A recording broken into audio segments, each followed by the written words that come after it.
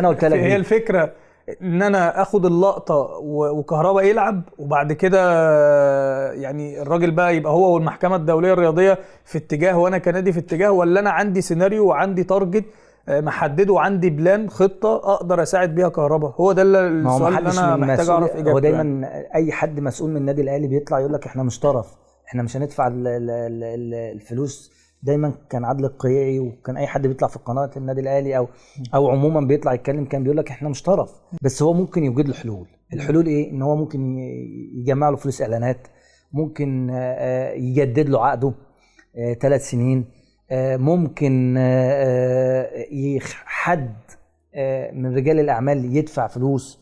هو دي الحلول، بس هو المشكله ان الرقم كبير. يعني بالرقم بفلوس مصريه 90 مليون، رقم كبير جدا. فانا لو كل يوم خلي بالك ب 5%، يعني كل يوم تاخير 5%. فدي برضو حاجه كبيره.